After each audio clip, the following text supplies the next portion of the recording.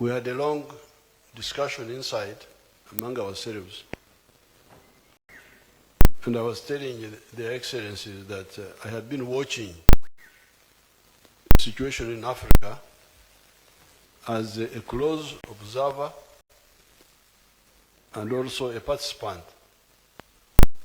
for the last 65 years. When this problem of Congo started, we were watching. It was live on TV. They had elections in 1960, and there were two camps. One camp was of parties which were sectarian, based on ethnicity. The Bakongo, Chombe of Katanga, and so on.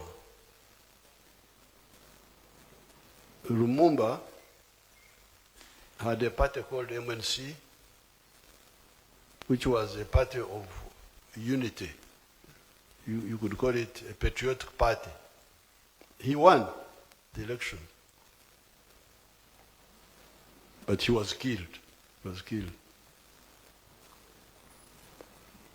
And from that time, Congo has never been stable. There was a huge rebellion by people called Simba. These were peasants who were supporting Lumumba. They were not well organized, but you could see they were popular and very angry, but also not disorganized, believing in witchcraft and so on. The problems went on. When Mobutu came into power, the internal problems of Congo continued, off and on. Katanga, then the rebellions of 1978, somebody called Nathaniel Mbumba.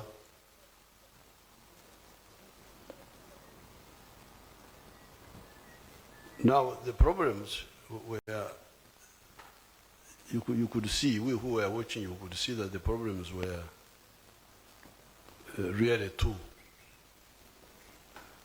Not listening to the populations,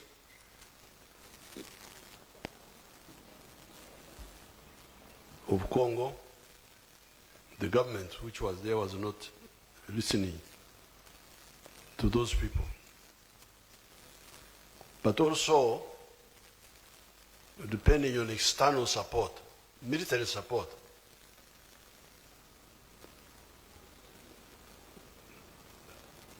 When Mobutu came in, he was being supported by the UN forces. Then the French, Giscard d'Estaing sent French army there. Then Morocco, and then so on and so on. So those two parts. Not listening to the local people, but depending on external support. As long as I have external support, I don't care about the internal. That was, of course, was not only in Congo, even here, that was the problem. In Uganda, that's why Uganda had become a failed state. And in Sudan, that was the problem. Khartoum was not. So it was a big problem of politics of identity, tribes, religion, not listening to the nationals and depending on external support. Now, His Excellency referred to it, the new dimension, and also not caring about the neighbors. Mobutu never cared about the internal people of Congo, nor did he care about us. He didn't care. And he was supporting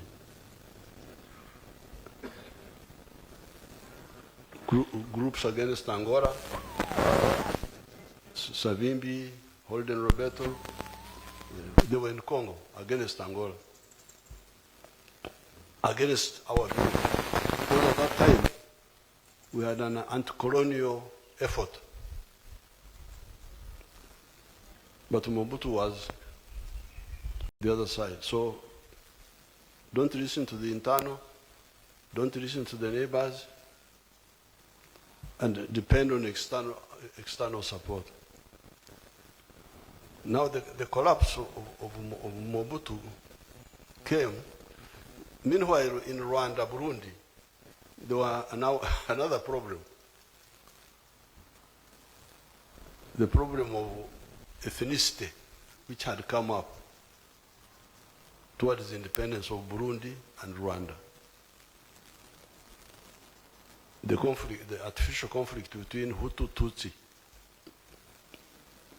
which had resulted in the massacre of the Tutsis in Rwanda in 1959.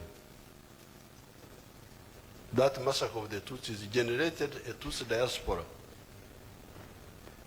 That's how these people like Prince Kagame, they were here, came here as young children. I think Kabarebe must have been born here. That big minister. That big minister Kabarebe was born here, in exile. In Burundi, the crisis was postponed because there were patriotic leaders with a movement called UPRONA, led by Prince Rui Rwagasore. They kept the Burundi people united, so they didn't have the crisis or the same problem. But Rwagasore was killed. Rwagasore was killed. Lumumba was killed. Rwagasore was killed. You say Mure, Français, killing you. What is killing? Assassinate, but they are there to murder, to kill. Mure, to kill. We had said the word inside there, I forgot. To kill, to die. So, Rwagasore was killed by a white priest.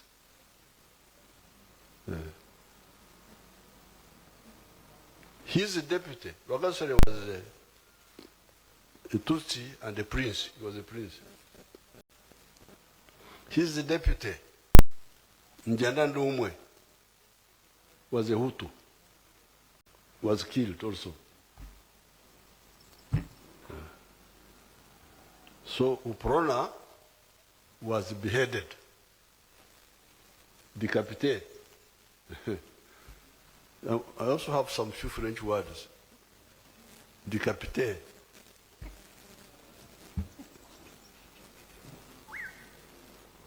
So now some other people who were confused, Michombero, came in 1965, 66, Michombero. What you people, you call history, I call current affairs, because all these were, I was watching.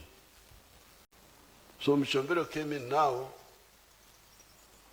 he said now, for the Tutsis to survive in Burundi, they must kill the Hutus and they must monopolize power forever for their security. So that's how now the problem of Burundi now also became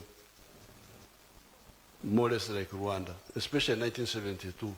That was the worst. Now, the Tutsi diaspora from Rwanda who ran away went to Uganda, Congo, Tanzania, there were very many there. Organized. And we tried to negotiate with Habyarimana. Habyarimana, please let these people go back to their country. Habyarimana said, no, there is no space for them. Rwanda is too squeezed. So these fellows, impatient, they organized. His Excellency referred to it here. They attacked Rwanda. We tried to negotiate to have a peace. But now Mobutu intervenes now in Rwanda now to support Habyarimana, to support the Hutu extremists. That's how now the problem of, His Excellency referred to it, that's the problem of Congo now, which had its own internal problems, is now linked with the problem of Rwanda. Mobutu's army was defeated in Rwanda, and together with Habyarimana, as His Excellency said, the army of Habyarimana was destroyed. Then they fled into Goma. We appealed to Mobutu to disarm them. We wouldn't listen. Because he thinks the internal forces don't matter, we the neighbors don't matter, what matters are the foreigners who are supporting them. This really, you better focus on that. Because otherwise, why was Mobutu not listening? We were here, we could have helped him. So, that's how now the problem of Rwanda gets linked to the problem of Congo. When the Tutsis organized and attacked the Hutus in Goma, and then it led to the collapse of Mobutu. So that is this whole story. But it is solvable, because here in Uganda we solved it. We had the same problems. Sectarianism of religion, sectarianism of tribes. But we exposed that misanalysis. Why is identity important? More important than interests? His Excellency referred to it in his speech. Why don't you look at trade and exchange of goods and services and building the economies for the whole area instead of tribes, religion? So we had a long discussion when we were inside there. I want to congratulate again His Excellency for the good work he has done. You had the elaborate report he gave. We are now going to, we know what the problem is. This can be solved. All of them, we sit here, we can solve them. Because this is, we are ancient people of this area. We are not new arrivals. There's nothing we don't know about all these countries: Rwanda, Burundi, Eastern Congo, Tanzania, Kenya. These are our people. So therefore, let's really solve this problem. It is easy. In my opinion, these problems are easy to solve. They are not difficult. What is difficult is three mistakes: philosophy, ideology, strategy. Once you make mistakes on those three, then that's how a small problem becomes a big problem. So I thank everybody for coming, responding to our invitation, and I thank His Excellency and Aishimiye for shepherding this work in the last 2 years. So let's see what we are going to do in this phase, because we know what the problem is, and it can be solved. But we must have the political will And the foreigners should limit their involvement, because the foreigners are the ones who carelessly embolden the mistake makers. Then the mistake makers think that we don't care about these internal groups, we don't care about the region. What is important is the external support. This is the problem I have seen here.